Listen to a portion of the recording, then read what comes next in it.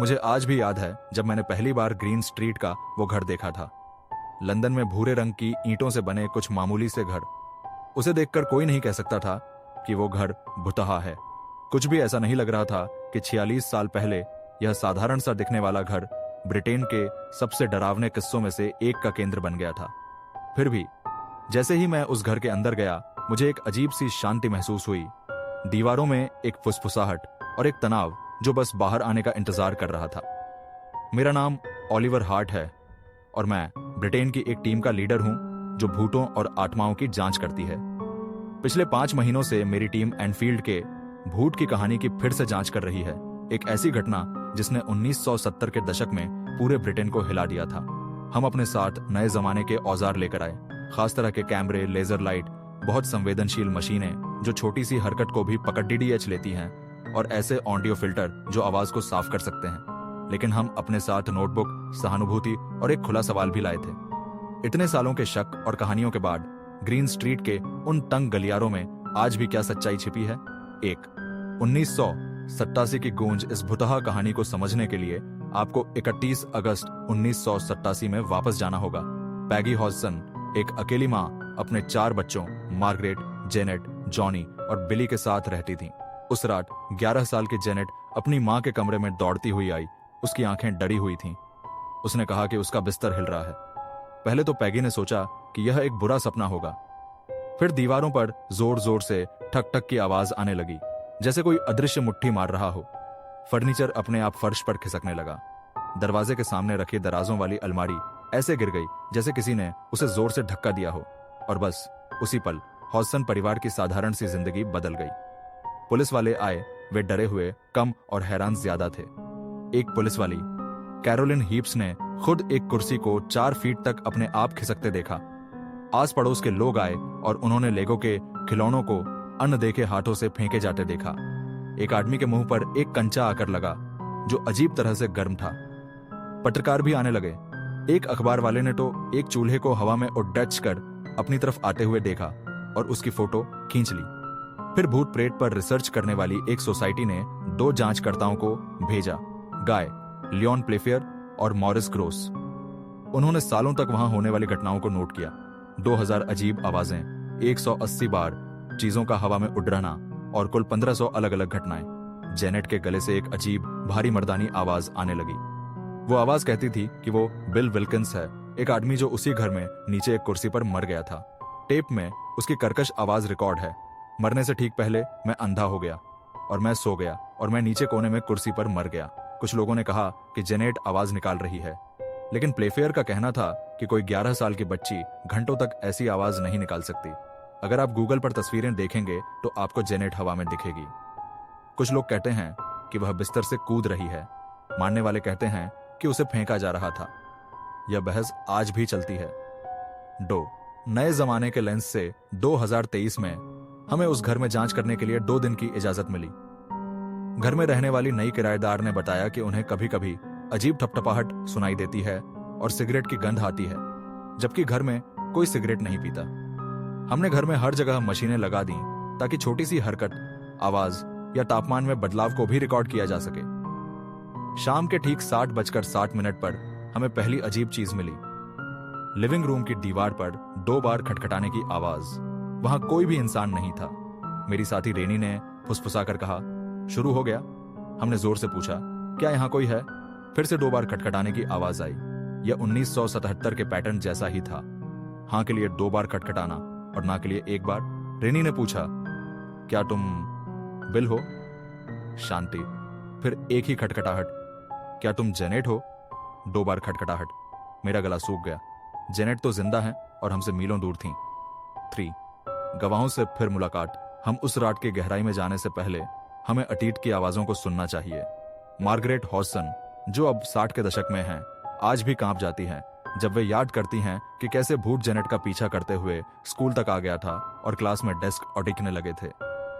उन्होंने मुझसे कहा, मैंने पूरी जिंदगी इसे भूलने की कोशिश की है, लेकिन आप यह नहीं भूल सकते कि आपकी छोटी बहन हवा में तैर रही है और उसके गले में पर्दे लिपटे हुए हैं। जेनेट हमसे जूम कॉल पर जुड़ दी। उन्होंने कहा, लोगों को लगता है कि मैंने यह सब बनाया है, लेकिन क्या आप सोच सकते हैं कि 11 साल की उम्र में आपको बिस्तर से इतनी जोर से फेंका जाए कि आपके होंठ से खून आ जाए? मैं हवा में ही जागती थी। ऑलिवर, यह आपको बदल देता है। मॉरिस ग्रोस का 2006 में निधन हो गया, लेकिन उनकी बेटी ने बताया कि उनके पिता इस मामले से बहुत जुड़े हुए थे। वे कहते थे, हम किसी ऐसी चीज से मिले जिसे हम समझा नहीं सकते। चौथी रात, हलचल वापस ग्रीन स्ट्रीट में। रात के 9:13 पर तापमान अचानक 5 सेकंड में 2 डिग्री गिर गया। हमारे थर्मल कैमरे ने खिड़की के पास एक ठंडा सा आकार देखा, एक झुके हुए इंसान जैसा। अचानक साइड बोर्ड पर रखी एक धातु की मशीन जोर से फर्श पर गिर गई, जैसे किसी ने उसे लोहे की छड़ी DDH से मारा हो। रेनी चिल्लाई। मैंने उसे पहले बगल में खिसकते हुए देखा, फिर गिरते हुए। हाई स्पीड कैमरे ने रिकॉर्ड किया कि डिवाइस गिरने से पहले 15 सेंटीमीटर खिसका था और वहां कोई हाथ नहीं था। हम रसोई में अपने बेस कैंप में वापस चले गए। हमारे दिल जोर जोर से धड़क रहे थे। वहां एक बूढ़े आदमी की सिगरेट की गंध, बासी और कड़वी, हवा में भर गई। 5वीं भूत की प्रोफाइल। ऐसी भुतहा घटनाएं अक्सर उन बच्चों के आसपास होती हैं जो किसी तनाव से गुजर रहे होते हैं। क्या जेनेट ही इसका स्रोत थी? शायद। लेकिन बिल विल्किंस का क्या, जो उस घर में पहले रहते थे और रिकॉर्ड के अनुसार 1967 में उसी घर में मरे थे? कुछ आलोचक कहते हैं कि शायद बिल की आवाज जेनेट के अपने गुस्से को बाहर निकालने का एक तरीका थी।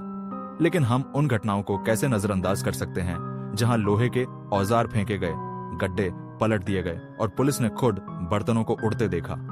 छठा सुबह का विश्लेषण। सुबह 4 बजे तक घटनाएं शांत हो गईं। हमारे सेंसर ने बहुत सारा डेटा रिकॉर्ड किया था। 23 बार खटखटाना, 4 बार तापमान में अचानक गिरावट, 60 बार चीजों का हिलना, लेकिन कोई आवाज नहीं। यह पैटर्न 1787 जैसा ही था। ज्यादातर घटनाएं और रात 9 बजे से 1 बजे के बीच हुई, जो जेनेट के सोने का समय था। सुबह 6:33 पर एक दरवाजा अपने आप खुला और फिर जोर से बंद हो गया। उसी समय ऑडियो रिकॉर्डर ने एक हल्की सी घरघराहट पकड़ी। 2 शब्द जो बाद में साफ करने पर सुनाई दिए, मेरा कमरा। 7वीं दूसरी रात, अंधेरे में बातचीत। दूसरी रात भारी बारिश के साथ शुरू हुई। लाइटें टिमटिमाने लगीं। मैंने जोर से पूछा, बिल, तुम अभी भी यहां क्यों हो? कुछ नहीं, जेनेट वापस नहीं आ रही है। मेरे पीछे का दरवाजा जोर से बंद हो गया। मैंने अपनी आवाज को स्थिर करते हुए पूछा, क्या मॉरिस ग्रोस ने तुम्हें परेशान किया था? एक गुर्राहट।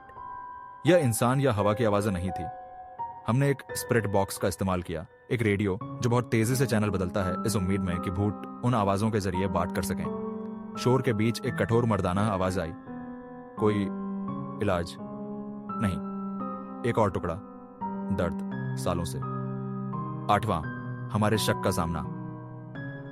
रात के 11:57 पर कोने में रखी कुर्सी मेरी ओर घूम गई। मैंने उसे चेक किया, कोई तार नहीं था। मैं उस पर बैठ गया। मेरा दिल धक धक कर रहा था। क्या तुम बात करना चाहते हो? स्प्रिट बॉक्स से फुसफुसाहट आई, लड़कियां चाहिए? मेरा खून ठंडा पड़ गया।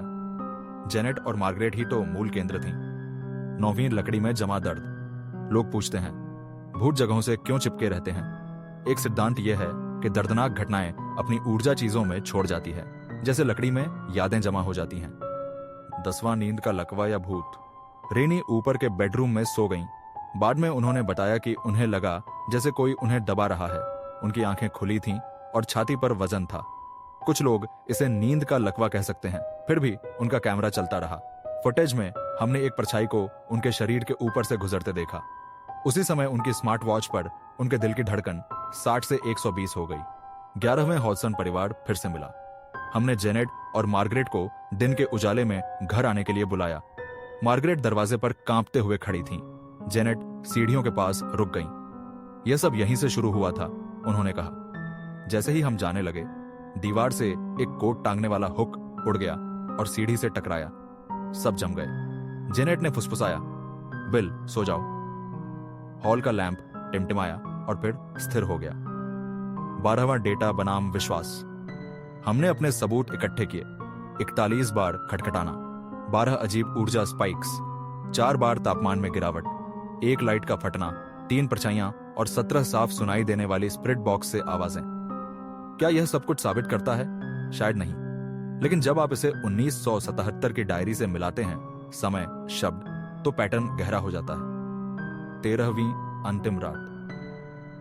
हमारी आखिरी रात, हमने जेनेट के पुराने बेडरूम के फर्श पर पुराने कंचे रखे जिनके चारों ओर चौक से घेरा बना दिया था। आधी रात को एक कंचा बाहर लुढ़का, रुका और दीवार से 2 बार टकराया। कुछ सेकंड बाद एक बच्चे के हंसने की आवाज गूंजी, बहुत हल्की। मैंने अंधेरे से पूछा, तुम्हें क्या चाहिए? स्प्रेड बॉक्स से आवाज आई, शांति। रेनी ने धीरे से पूछा, हम कैसे मदद कर सकते हैं? 1 मिनट की चुप्पी, फिर एक शब्द, रुको। रुको? क्या? जांच या पुराने घावों को कुरेदना? हमने अपना सामान बंद कर दिया और मोमबत्ती की रोशनी में बैठ गए। 14वें वार्ड में क्या हुआ? ग्रीन स्ट्रीट छोड़े हुए 3 हफ्ते हो गए हैं। हमें कोई धोखा, कोई छिपे हुए चुंबक नहीं मिले। क्या यह एनफील्ड के भूत को साबित करता है?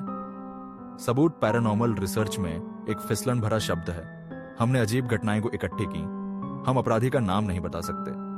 शायद बिल विल्किंस की आत्मा वहीं भटक रही है, या शायद जेनेट के दुख ने ही उस भूत को आवाज दी थी। 15वां जो अनकहा रह गया। मैं अक्सर उस आखिरी ऑडियो क्लिप को सुनता हूं, रुको। क्या यह एक विनती थी या धमकी? अगर आप आज एनफील्ड जाएं तो आपको ग्रीन स्ट्रीट किसी भी आम गली की तरह लगेगी, लेकिन शायद अगर आप रात में वहां एक माइक्रोफोन उठाएं तो आपको इतिहास की हल्की सी थपथपाहट सुनाई दे, और हो सकता है कि आप उस बेडरूम की खिड़की की ओर देखें और कसम खाकर कहें कि आपने एक पर्दा हिलते देखा है जब अंदर कोई नहीं था। यह कहानी एक ऐसे भूत की है जिसने मरना नहीं चाहा, एक परिवार की जिसने हिम्मत नहीं हारी, और एक आधुनिक टीम की जिसने पाया कि अतीत आज भी उन टूटी फूटी दीवारों के अंदर सांस ले रहा है। हम सबूत की तलाश में आए थे।